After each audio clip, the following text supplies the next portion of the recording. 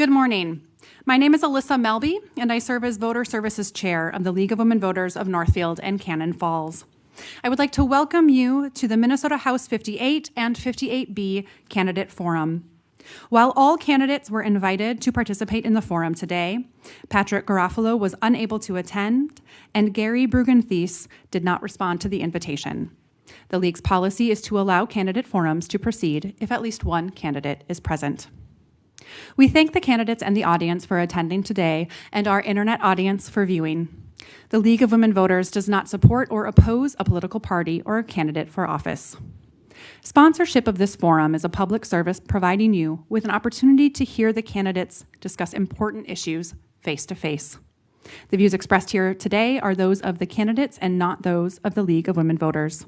Sponsorship of this forum is not an endorsement by the League of any particular candidate. There is never enough time to cover all of the issues. If you feel that your question was not addressed, please contact the candidate directly after the forum. And now I would like to introduce our moderator, Catherine Davis, a certified moderator from the Rochester League of Women Voters.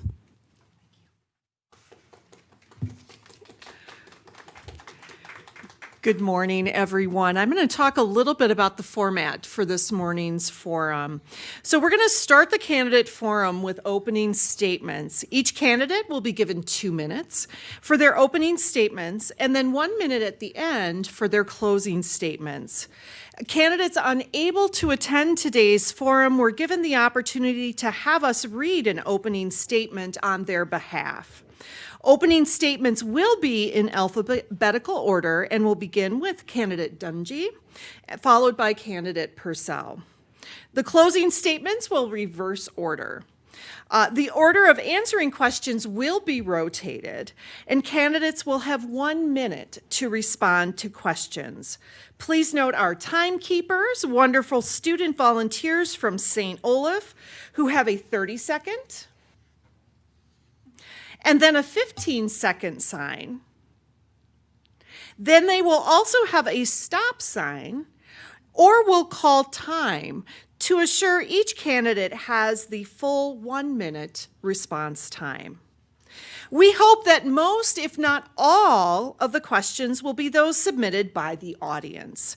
We also have questions submitted via email to the League of Women Voters of Northfield and Cannon Falls.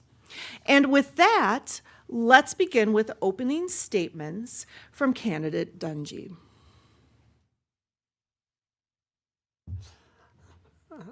Hi, I'm Steve Dungy. I'm glad to be here. Thank you for the invitation. I'm an advocate of climate action, education, and healthcare, first and foremost. And I have to place highest priority on the existential threat of climate action and the mass extinction that we are in at the moment. And I think we have some creative and unaddressed ways that we can look at these problems. And excuse me. And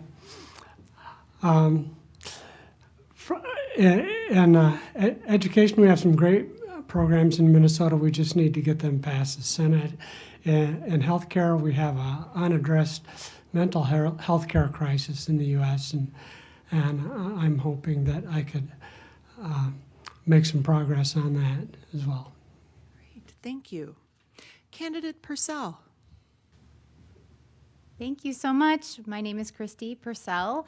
I'm the Democratic Farm and Labor endorsed candidate on 58A side. Thank you to the League of Women Voters, to all of you for being here in person, and everyone watching online as well for taking an active role in our democracy. I am a first-time candidate. This is my 3rd time I've lived in the district. This time I moved here about 8 years ago with my family. I took a job with a clean water nonprofit today called Clean River Partners, where I'm executive director. And we also moved here so that my spouse could have his commercial cut flower farming operation. in Waterford Township as well. So we have a deep love for the community, for this area and this district, and I feel especially passionate about working with the people who make their living off the land, the farmers who grow small specialty crops like we did, and the larger commodity growers. And I really think here in Greater Minnesota, we have an opportunity to mitigate the climate crisis, to make sure our small communities stay viable, supporting public education, making sure there are good jobs for folks. We can do all of that by supporting our agricultural sector. And this district, that is a really, really important role. And I hope to not only be an advocate for those folks who are already feeling the effects of climate change on the front lines, but also see our farming community as a solution for sequestering carbon and for creating a better, brighter future for everyone in Minnesota. So thank you.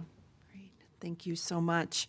Our first question will begin with and start with candidate Purcell to answer. As a member of the legislature, in what ways do you anticipate being able to work across the aisle?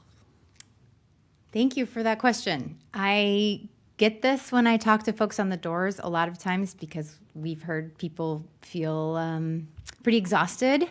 And I think there are a lot of issues that should not be politicized, things like our democracy.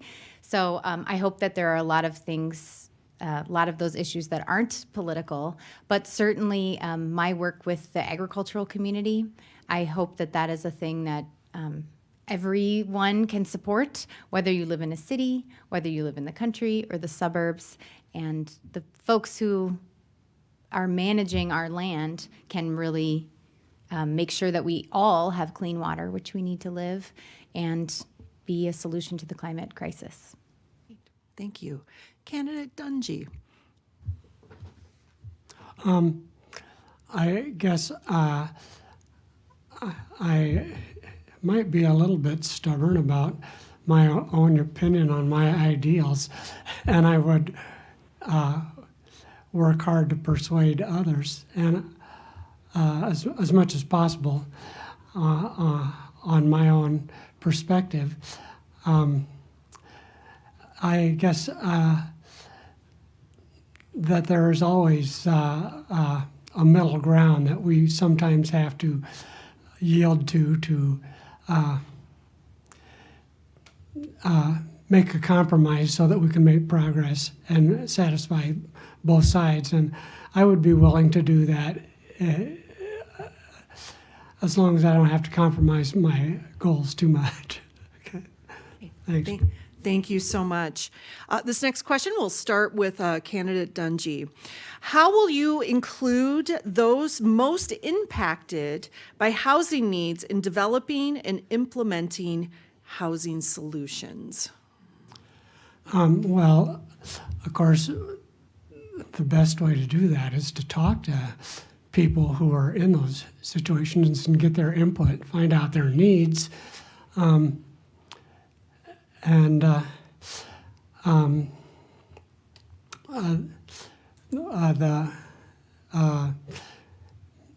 maybe get them involved in the building process, like Habitat for Humanities is a good solution and includes the people as well. And so give them a vested interest in it so that they can appreciate what they have and will stay in those situations.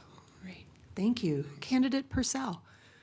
Can you repeat the question? You bet. And this is an audience question as well. I should have said that before. How will you include those most impacted by housing needs in developing and implementing housing solutions? Thank you. I believe just more generally that the people most impacted by especially our very complex and complicated issues that we see in society are also the closest to the solution. So it's been really informative for me to just listen to people. I was able to attend a forum with Attorney General Keith Ellison, meeting with the newly formed cooperative of folks who live at Viking Terrace in manufactured homes. And what a beautiful solution that they have come up with, which is that people who own the manufactured homes could potentially, hopefully, have the opportunity to purchase the land too, and really then build equity and have skin in the game and an opportunity to build that equity and build a life. And through home ownership is a way that we do that. Great. Thank you. We have another question from the audience, and we'll begin with candidate Purcell. How will you help those most impacted by climate change at every income level? Great question. I hope that I have some track record doing this already. The nonprofit where I am executive director, we work a lot with farmers and landowners. They are on the front lines of the extreme weather. We're in year 2 of an extended drought that has really been impacting their ability to make a living. So I help to write legislation, get it through all of the different committees, and then eventually get it passed with tripartisan support. 2 sessions ago, $5 million for soil health practices. Also happens to be great for climate mitigation and water quality. So I actually have some experience in this work at the legislature as well as in the nonprofit with our local leaders here. And we're seeing folks who are rural and lower income are more impacted. So we certainly need to provide more support. Great, thank you. Candidate Dungy. So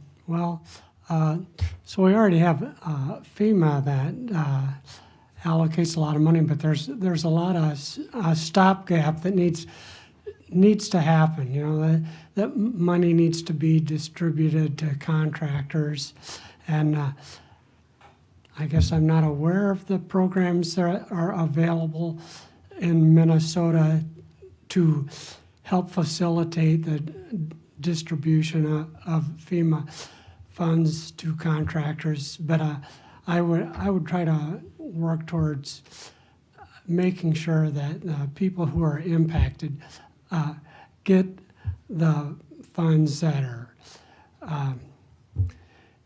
given to them to make sure that they can get their damages repaired. So. Great, thank you. Thank you. Another question from the audience, and we'll begin with candidate Dungy with this. What does American identity or patriotism mean to you?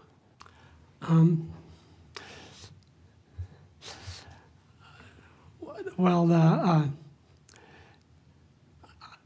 from my perspective, patriotism means respect for law and order and for our democracy and for our interests overseas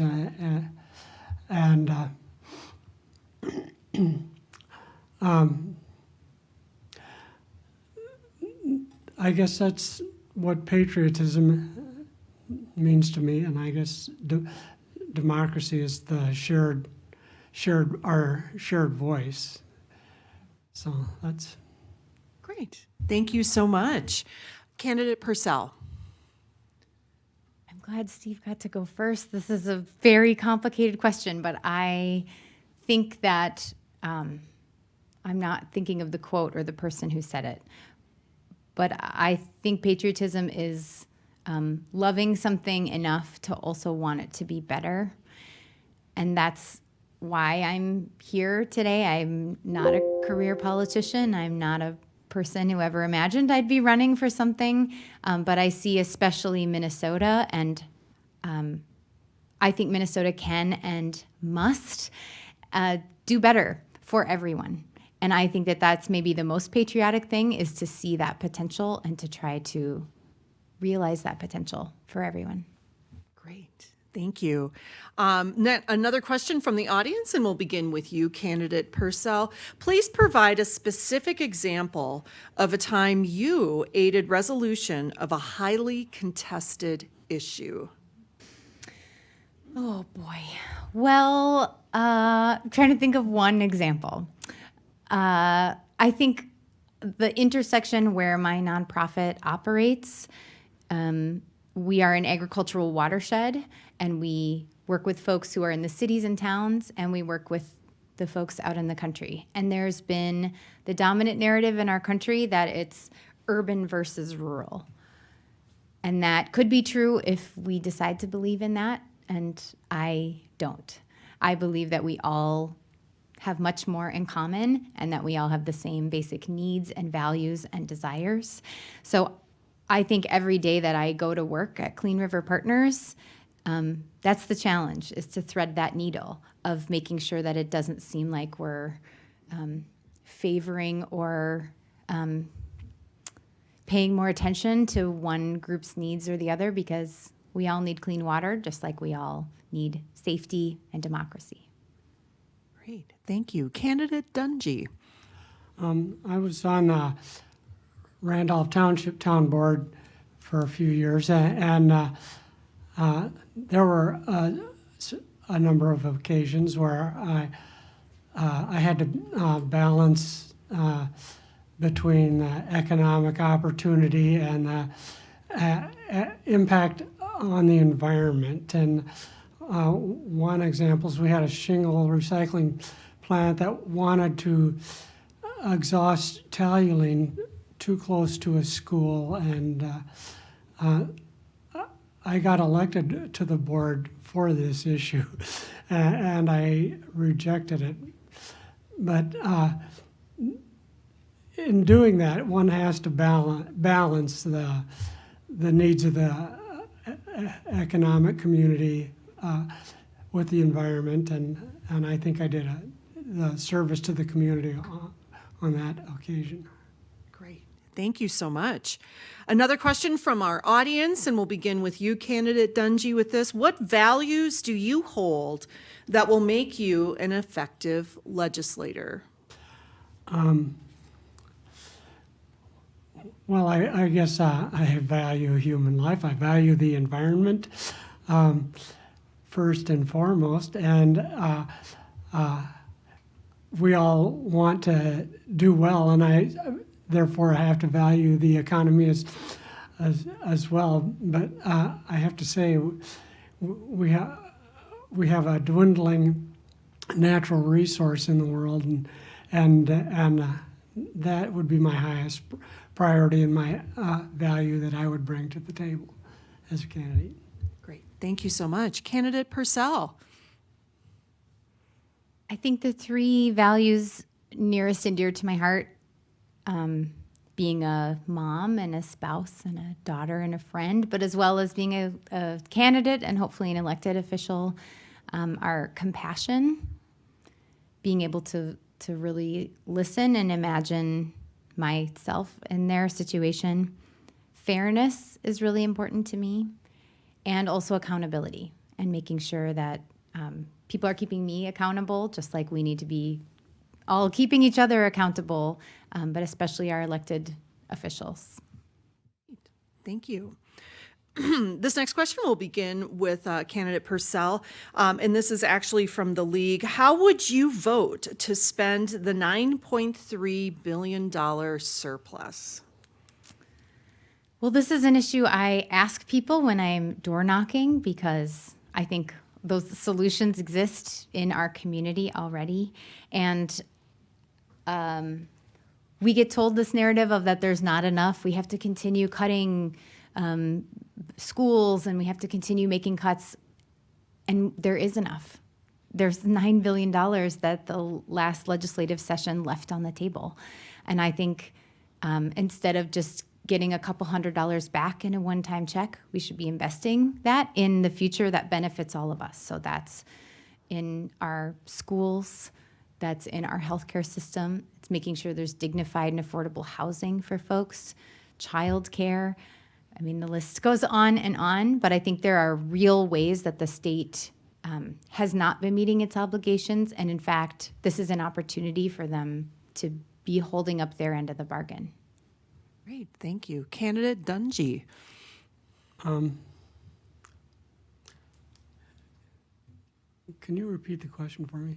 Absolutely. How would you vote to spend the $9.3 billion surplus? Okay. I would fund education, which is underfunded presently, and the House passed bills for education infrastructure and rebate checks. I support that. I'd like to see rebates to a lot of the middle class, those who want them. In door knocking, I asked that question: what would you like to be done with that $9 billion? And depending on where you are, a lot of people, maybe 40%, say rebate checks. So I support that. I'd also like to see if we could help the homeless population find a place other than living on the streets. Good, great, thank you.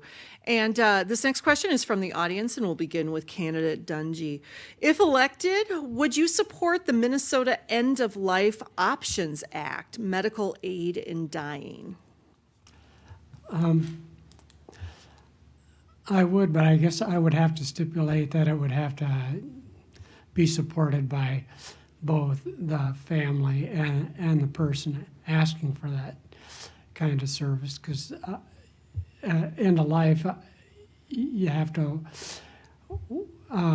wonder if somebody is capable of making that decision on their own. So that I'd like to see a family get involved in that as well. But I can appreciate how if you're terminally ill and don't want to suffer through those last couple of months, which can be really horrific suffering, then people do have the right to choose not to go through that. Great, thank you. Candidate Purcell. I have just more recently been starting to learn about this issue, but I believe that I would support this. And I think we're seeing this moment across our country, but across the world, where often people don't feel like they are in charge of making decisions for their own body, whether women choosing to cover their heads in Iran or bodily autonomy for a pregnant person. So this, to me, falls in that similar line of making sure people feel like they can be in charge of that. I would love to know more details and figure out how and when I could support that. Great, thank you. We have another question from the audience, and we'll begin with you, candidate Purcell. How can Minnesota effectively use the resources made available by the Federal Inflation Reduction Act and the federal infrastructure legislation? Well, I believe that these funds could have at least previously flown to our state from the federal government with a modest statewide match. That was not something that passed both chambers, so that's not that has not been available to us. And a lot of the small community wastewater work that I've been a part of through Clean River Partners, it's very common to have that local match. So I think that that's really not too much to ask to benefit all of Minnesotans. So I would hope that that could be a bipartisan issue. I know it has not in the past, but to benefit the lives of all Minnesotans and be able to free up those funds to come here, I think there's a lot of opportunity to reinvest in our infrastructure that we spent money building, and maybe not maintaining. So there's plenty of opportunity there. Thanks. Great, thank you. Candidate Dungy. If you take a road trip, it's fairly apparent that our road infrastructure is falling apart, and I'm of the opinion that we need to work on our roads and bridges, and I would like to see faster internet access throughout all rural communities as well. And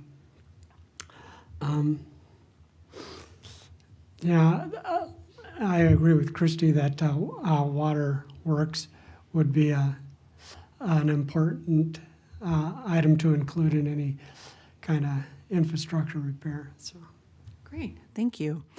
This next question is from the League of Women Voters, and we'll begin with you, candidate Dungy. What should the legislature's role, if any, be in determining school curriculum and what is taught in classrooms throughout the state? I guess I trust the educators with that, and don't personally feel qualified to make decisions about curriculum for schools. I would certainly want, if I were in a position where I had to legislate one way or the other on that, I would probably seek advice from Minnesota Education or some of the education unions to help me with that decision. Great, thank you. Candidate Purcell. Oh, can you repeat the question?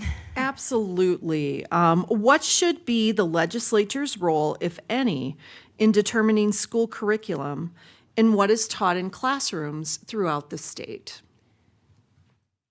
There's a lot of discussion around this, and as a child of a product of public education in Minnesota, a child of 2 public school teachers, and now the parent of 2 public school elementary students, I also trust teachers. We had a listening session with a bunch of area teachers, and they are professionals. They're trained for this. They really do not feel that they're trusted. The state has a process of every 10 years looking and reevaluating curriculum, getting feedback from teachers, administrators, parents, community members. And I've taken part in that process. Last year it was the social studies curriculum. So I trust that process. I trust teachers. And yeah. Great, thank you. This question will come to you first, candidate Purcell. This is again from the audience. How do you respond to those who say Minnesota taxes are too high? Yes, I do talk with folks about this at the door when I knock and ask them what issues are important to them. I think we've seen prices for a lot of things growing, and so taxes feel like an additional burden. And something like funding our schools, which at Northfield Public Schools, we have a $4 million shortfall for a lot of reasons. But now we're needing to come back to the voters and asking for support. And that's largely because the state has not done its job in supporting the funding formula. And when the state mandated that we take care of our most vulnerable and highest need special education students, the state has not provided the funding support to do that. So that burden is on the school districts to take from the general fund to make sure to take care of special education. So there are all sorts of places where the state has not been doing its job, and if the state can do its job, that eases the burden on taxpayers. Great, thank you. Candidate Dungy. Well, I think that that our taxes are necessary for maintaining the state, and you can look at states that don't have property taxes and look at their failings. Texas in particular, its electrical grid has failed a number of times and is in a horrible state of disrepair where we seem to be a fairly well-functioning state by comparison. And so taxes are necessary for running our government, and which in turn run our societies. And so it benefits all of us. And I would argue that, there are worse things than property taxes. And I don't think Minnesota's taxes are particularly bad, I guess. So. Great, thank you. This next question comes from the League, and we'll begin with you, candidate Dungy. As a member of the legislature, what measures, if any, would you support to reinforce or ensure voter confidence in our elections? I guess I don't think there's I don't think there's a real problem with confidence in our elections in Minnesota. I know that other places that's not true. I have full confidence in our election, and I guess to maybe instill a little confidence in other people who don't have confidence in our elections, maybe they could educate themselves a little better on how our democracy works, and so. Great, thank you. Candidate Purcell. Yes, I have confidence in our electoral system here in Minnesota. I have gone through the training to be an election judge. I think having it be a really diffuse system where it is townships, towns, and cities who are operating elections on their own, I think that really is a nice safeguard. Typically, if people have this issue, they tell me, well, I know my local elections are fine, but it's somebody over there. So I do think there is a confidence in how we are doing it locally. It's this larger narrative that I think most people don't actually have experience with themselves. Thank you. This is another question from the audience, and we'll begin with you, Candidate Purcell. How will you reach out to younger voters to get them involved in local government? I love this question. I love that there's some young people involved here today. It's been absolutely energizing to get to meet high school students, whether or not they can even vote this election, college students, people who know what's on the line for their future, people who have a lot of energy and a lot of opinions and a lot of lived experience that, quite frankly, is incredibly valuable.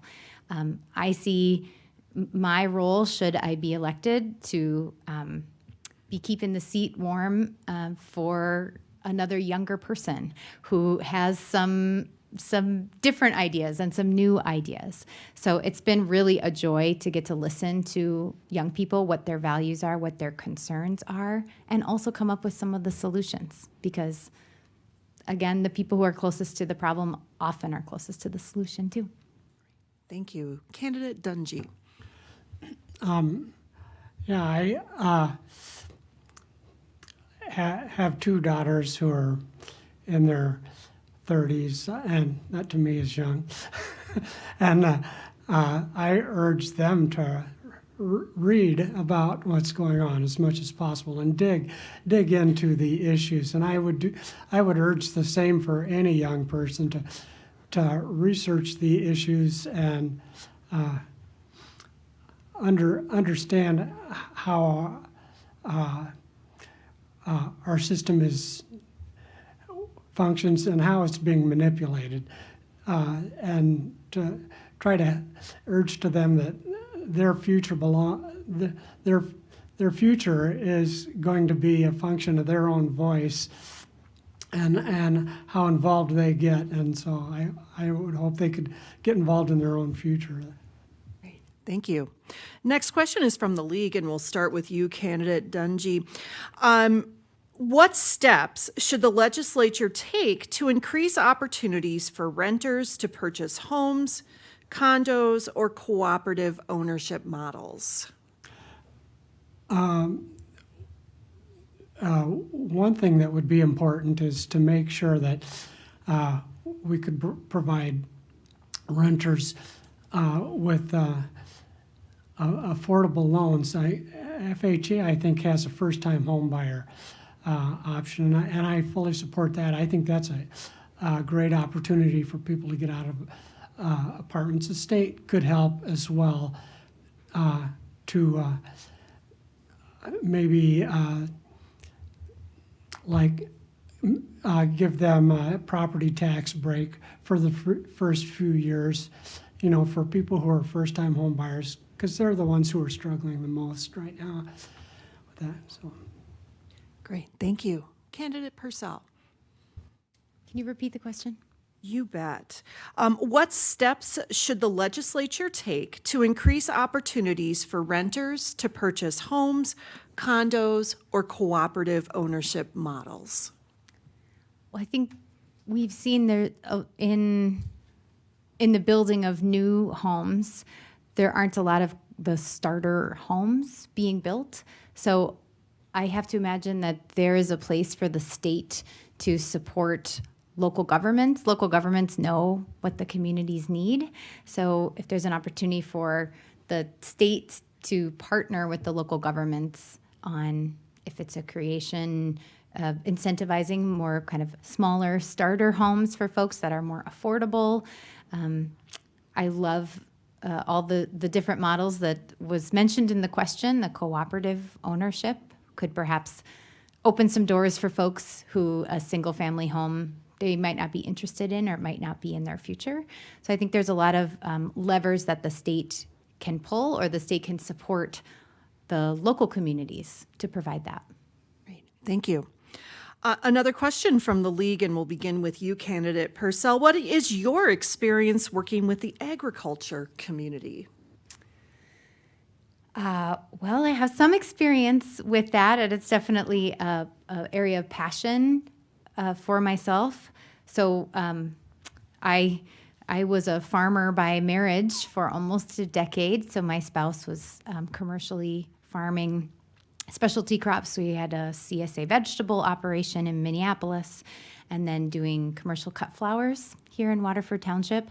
So I have seen that struggle with healthcare and land access and all of those things. And then in my professional life, being able to work with more established farmers after several generations and working with them to see how they know that something is not working and looking to find solutions that can keep them profitable, keep them on the land, but also having soil and water for future generations as well. Thank you. Candidate Dungy.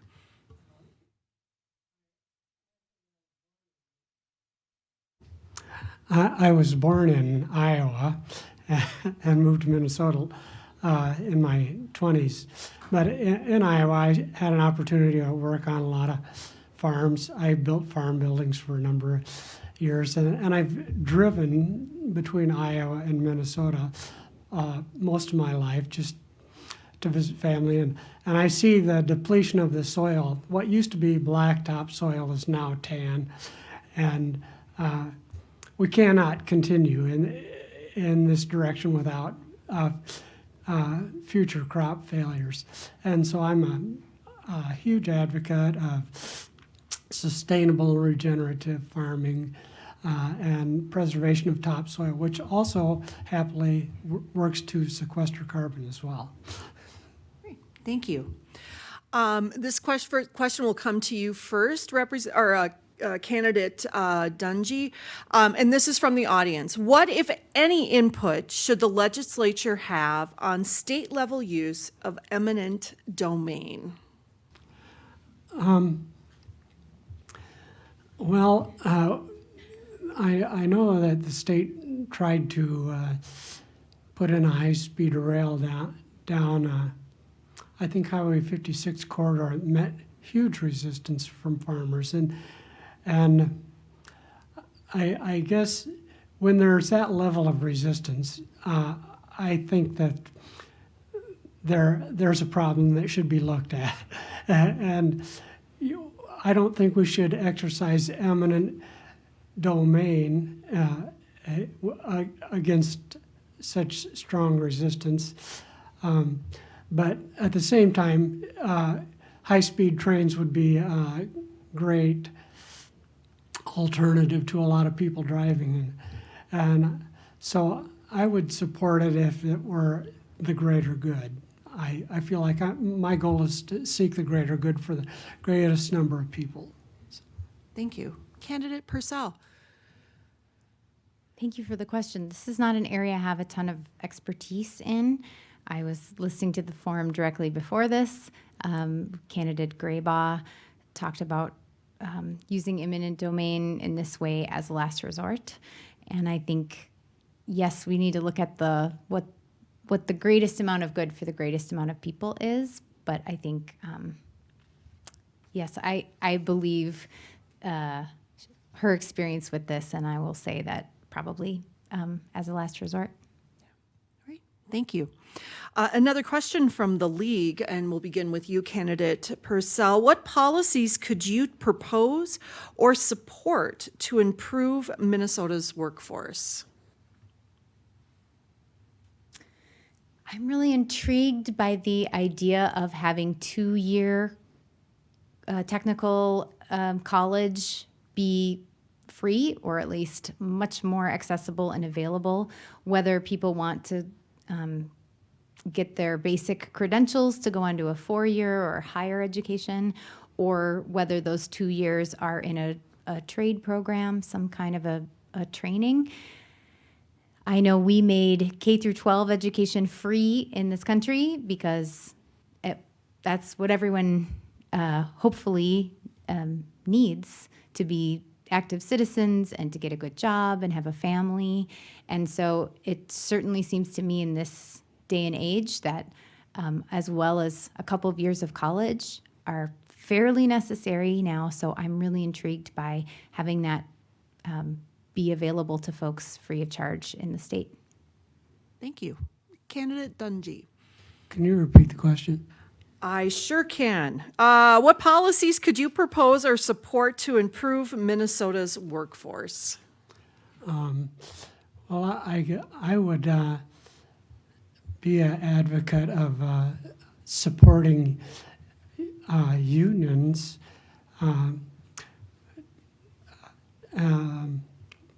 Because I feel like unions give employees leverage to help benefit themselves. And with a lot, like Christy said, I agree with Christy 100% that we should be making technical colleges and junior colleges free so that people can change careers as necessary. I've had to change careers a few times in my life, and college was my path towards a new career. So that's an important one. Great, thank you. Next question, we'll begin with you, Candidate Dungy.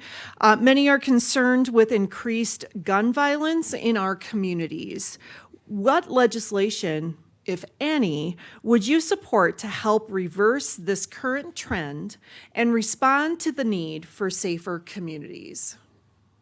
Well, I'm personally of the opinion that we should regulate guns the same as we regulate cars.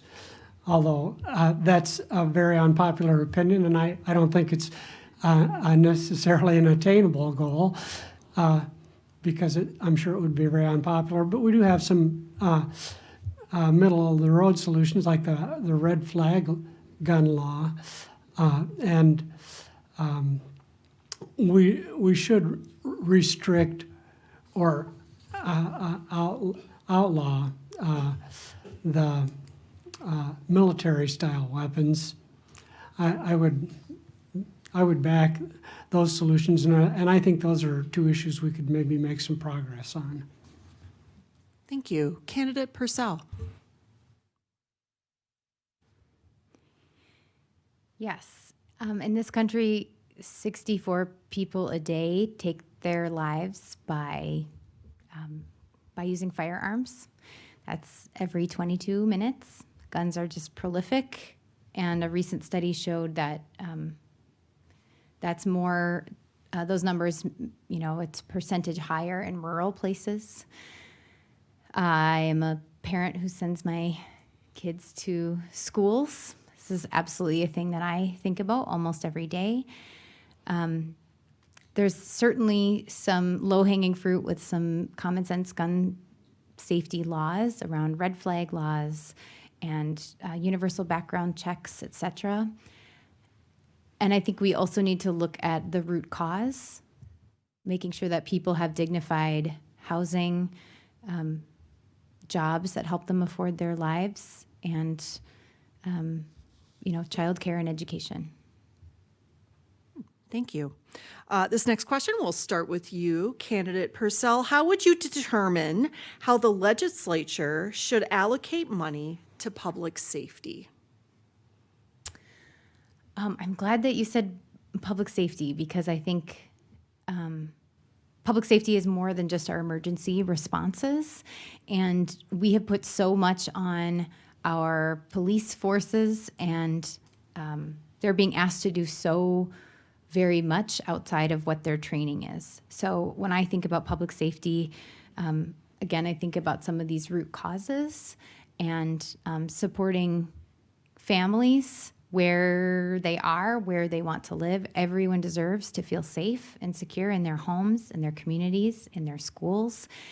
It should not matter what your zip code is or how many dollars you have in the bank.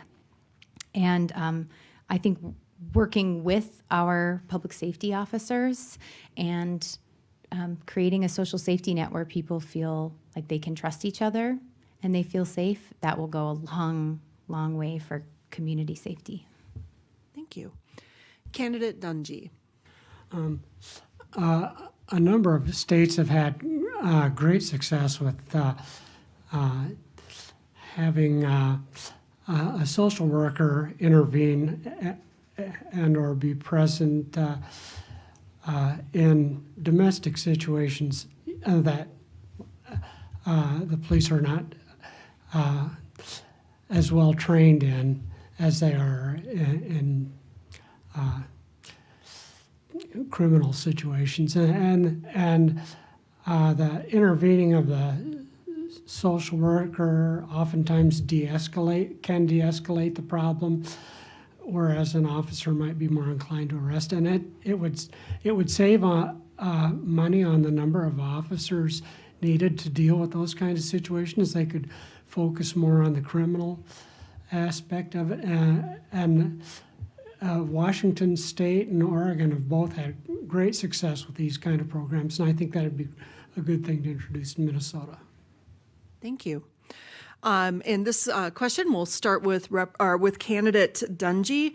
Given the recent Supreme Court ruling regarding Roe versus Wade, state legislatures may be enacting new laws regarding women's reproductive health issues, including access to care. What measures, if any, do you think the Minnesota legislature should enact regarding women's reproductive health and abortion? Well, I believe that those are both decisions that women need to make for themselves, and that we have no business legislating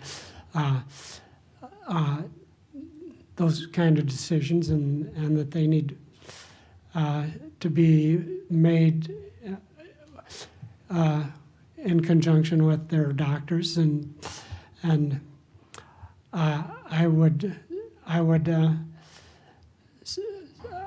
support staying out of women's decisions and letting them be free to choose for themselves. Thank you. Candidate Purcell. I announced that I was going to run for this position long before even the leaked Roe decision. And I think it's more important than ever that folks who have this lived experience are taking our own personal experiences into these scenarios. I do not want to make a decision for anyone else's family, or that's a decision that they're going to make for themselves, perhaps with the partner, with the medical professional. But reproductive health care is health care. And regardless of what your gender is, you deserve a high quality, affordable health care. And we do have some laws in Minnesota that do have some restrictions on women being able to access that kind of health care for themselves. And so we certainly don't need to make it any more cumbersome for them to get the health care that they deserve. Thank you. And this question will begin with candidate Purcell. Our groundwater contains known pollutants from a variety of sources, but stated administrative officials work from conflicting goals: water quality versus industry versus recreation.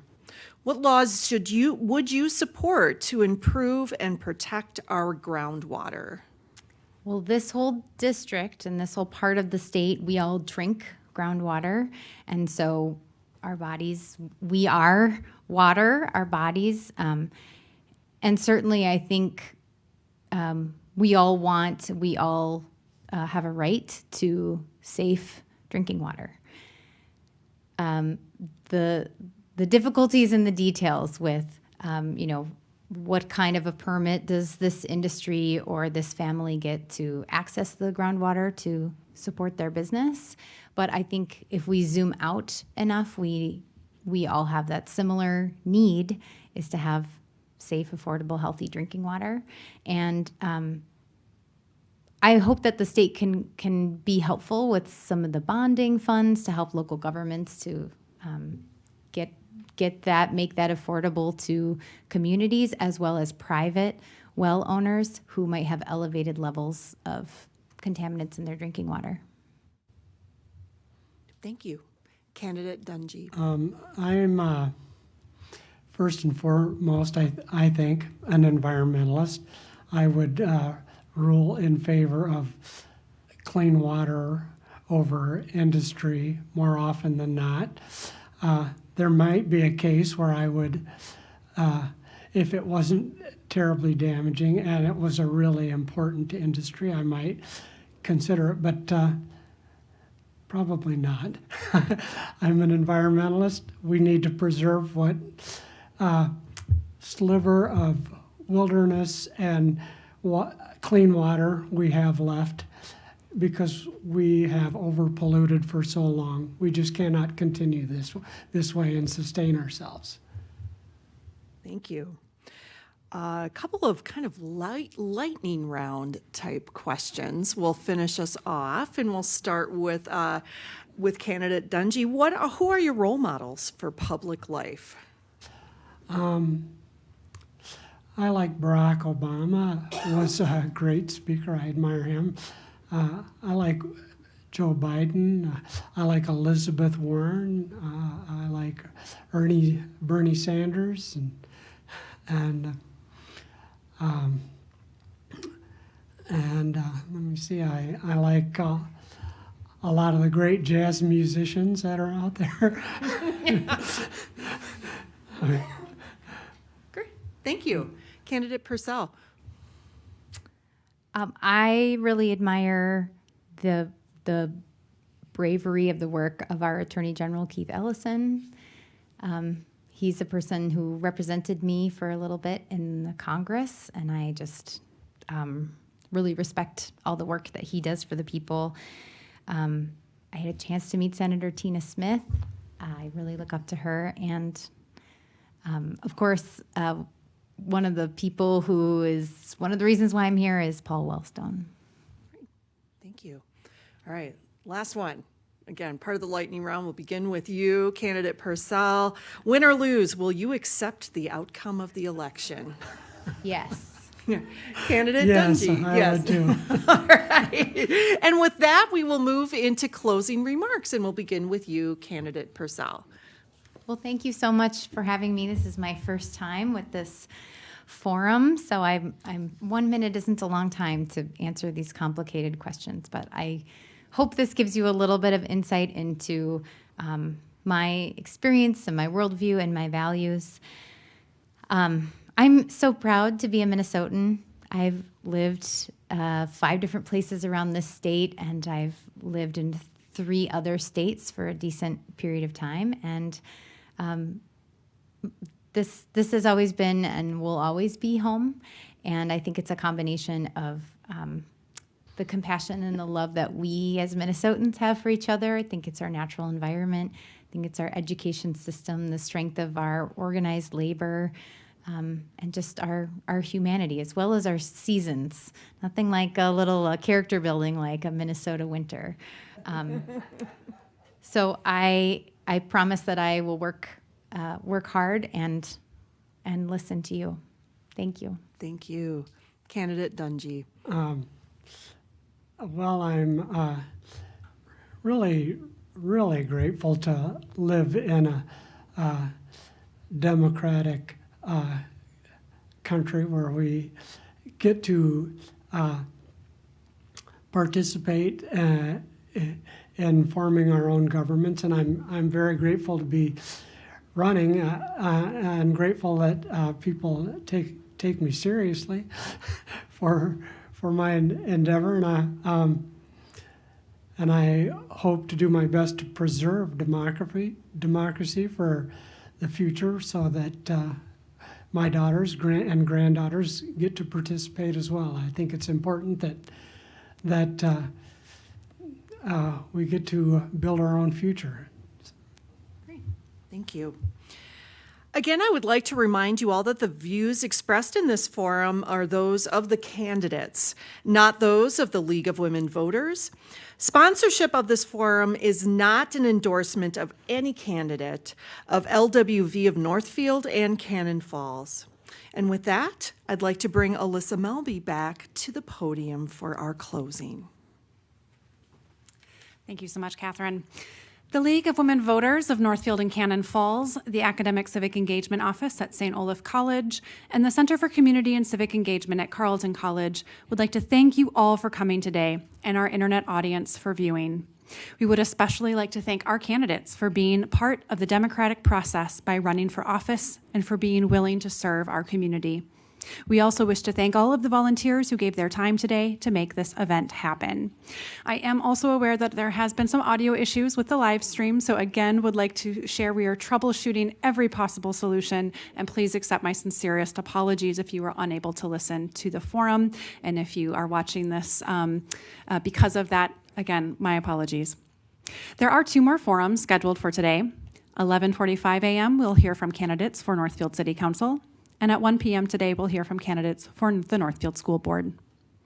The League also researches issues important to our members and to the health of our communities.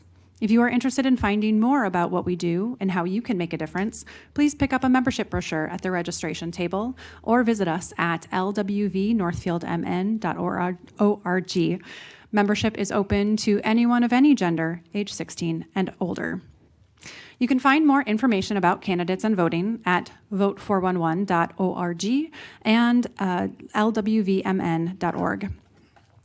Links to all the candidate forums and additional voter information can be found at our local website, lwvnorthfieldmn.org. Again, thank you for coming, and remember to vote on November 8th. Thank you.